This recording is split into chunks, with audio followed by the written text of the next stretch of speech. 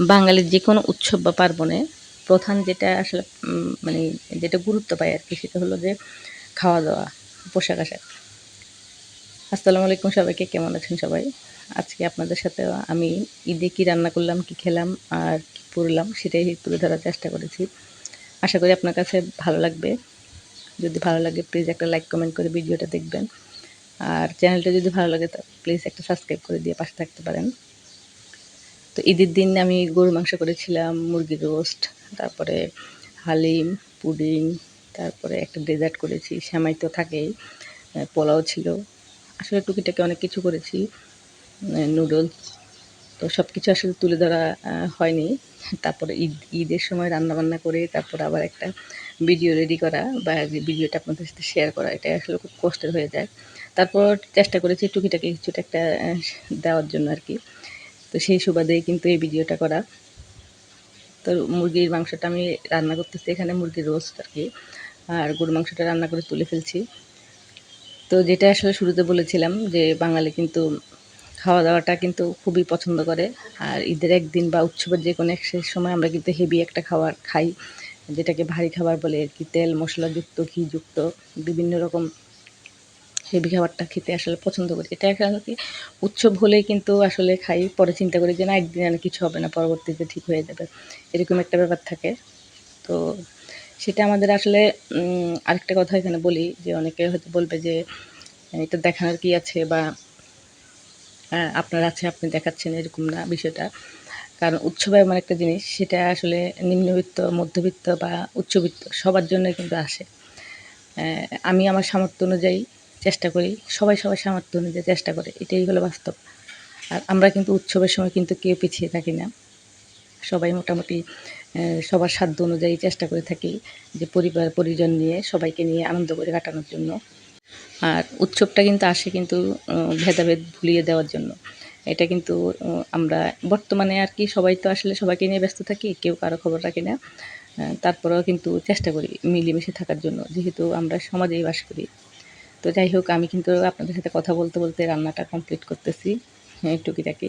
এটা কিন্তু আসলে রেসিপি বলতেছি না, কিছু না। জাস্ট কী, কী করলাম সেটাই শেয়ার করতেছি। তো আমার গরুর মাংস রোস্ট হয়ে গেছে। এখানে হালিমটা করতেছি। এগুলো করতে হয় কারণ হলো কি জানেন, ঈদের দিন দেখা যায় অনেকেই, বিশেষ করে বাচ্চারা, আ আশেপাশের বা আত্মীয়স্বজনের যে বাচ্চাগুলো আসে ওরা ডেজার্ট খাবে বা হালিম খাবে, নুডলস খাবে। ওরা কিন্তু দেখা যায় ভাত, মাংস, পোলাও, বিরিয়ানি এগুলো খেতে চায় না। ছোট বাচ্চা তো ওদের কাছে এই জিনিসগুলোই মজা লাগে বা চটপটি ওগুলা করে দিলে ওরা খুব মজা করে খায়। তো আমিও করি।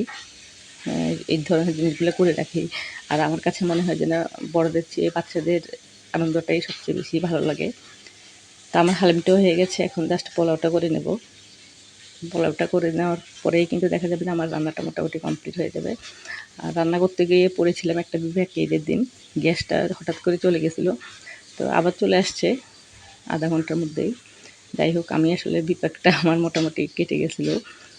তো আমার রান্না হয়ে গেছে। রান্না করতে, করতে চিন্তা করতেছিলাম আসলে পড়ব কি? এত বেশি গরম পড়ছে যে পড়ার মতো হালকা পাতলা কিছু হলেই ভালো লাগে। আর আমি এমনিতেই সবসময় চেষ্টা করি যে হালকা পাতলা জিনিস পড়ার জন্য। সেটা ৳২ হোক আর ৳২০০ হোক। আমার কোনো মানে ইয়ে নাই আরকি যে খুব দামি জিনিস পড়তে হবে, এরকম কোনো বিষয় নাই। আর যেটা আমি পরে কমফোর্টেবল হব সেটা আমার কাছে মনে হয় যে সেটাই ফ্যাশন।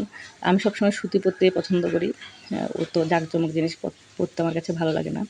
তো আমি ঈদে কিনেছি সব সুতির ড্রেস ম্যাক্সিমামই আমার। তো এইজন্য একটা সুতির ড্রেস বেছে নিলাম।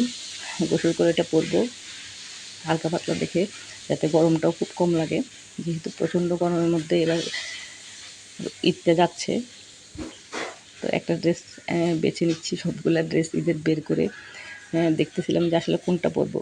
তো একটা এই যে এটা নিয়েছি, এটার সাথে সব কিছু ম্যাচিং আছে, ভাবলাম এটাই পরে ফেলি। তো গোসল করে এটা পরে তারপরে খাওয়া দাওয়া রেডি করে দিলাম সব টেবিলে। মোটামুটি সবাই নামাজ টামাজ পড়ে চলে আসছে। এখন খাওয়া দাওয়াটা করে নিলেই মোটামুটি ফ্যামিলির সবটা শেষ হয়ে যাবে। তারপরে দেখা যাবে আত্মীয়স্বজন বা আশেপাশের প্রতিবেশীরা আসবে, ওদেরকে আপ্যায়ন করা বাকি থাকে। আর দেখা যায় ঈদের পরে বেশি চাপ হয়। ঈদের ১ দিন ২ দিন পর থেকে দেখা যায় যে আত্মীয়স্বজনরা আসে, তখন দেখা যায় মেহমানের চাপটা তখন থাকে ঈদের দিনের তুলনায় আরকি। আমাদের আরকি এটা হয়। তো আমার ভিডিওটা কেমন লাগলো জানাবেন। সবাই খুব ভালো থাকবেন। সবাইকে ঈদ মোবারক। আল্লাহ হাফেজ।